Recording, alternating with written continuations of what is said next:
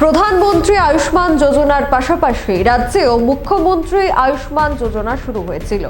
সেই আয়ুষ্মান প্রকল্পে প্রায় 10 কোটি টাকা বকেয়া পড়েছিল রাজ্যের একটি বেসরকারি হাসপাতাল অর্থাৎ আইএলএস হাসপাতালে। আইএলএস হাসপাতাল কর্তৃপক্ষ বারবার রাজ্য সরকারের কাছে চিঠি পাঠিয়েছে বলে খবর, কিন্তু এখনো পর্যন্ত রাজ্য সরকারের তরফ থেকে আইএলএস হাসপাতালের বকেয়া 10 কোটি টাকা দেওয়া হয়নি, যার কারণে ইতিমধ্যে বেসরকারি হাসপাতাল আইএলএস তাদের এই মুখ্যমন্ত্রী আয়ুষ্মান প্রকল্প বন্ধ রেখেছে। এবারে আর আইএলএস হাসপাতালে মুখ্যমন্ত্রী আয়ুষ্মান প্রকল্পে কোনো রোগীরাই সুবিধা পাবেন না।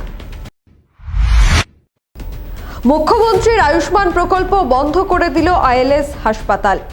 আইএলএস হাসপাতালে বকেয়া বাড়তে বাড়তে বর্তমানে 10 কোটি টাকা হয়ে গেছে। সরকারকে বারবার চিঠি দেওয়ার পরেও সরকার কোনো উত্তর দেয়নি বলে খবর।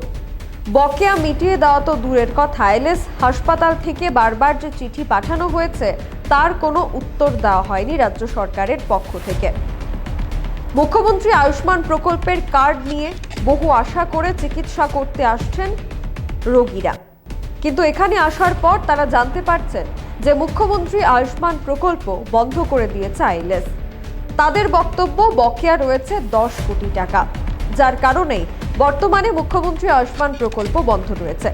তবে এই বিষয় নিয়ে এখনো পর্যন্ত মুখ খুলতে দেখা যায়নি রাজ্যের মুখ্যমন্ত্রী অর্থাৎ স্বাস্থ্যমন্ত্রী ডক্টর মানিক সাহাকে।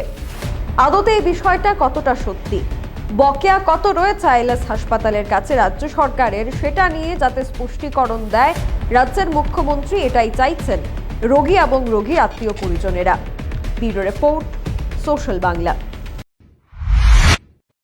এখনকার মতো সংবাদ এখানেই শেষ করছি। পরবর্তী গুরুত্বপূর্ণ খবরাখবরের জন্য চোখ রাখবেন সোশ্যাল বাংলায়। নমস্কার। বাড়ির ছেলে ডাক্তারি পাশ করে ফিরছে, তাই সেলিব্রেশন চলছে। নানা পদের রান্না,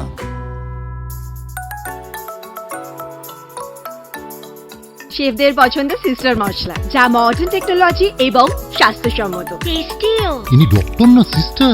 সিস্টারের রান্না প্রতি পদে স্বাদের বাহার। মন চাই ফিরে ফিরে খেতে পারবা। সিস্টার নিশ্চিন্তের প্রতীক।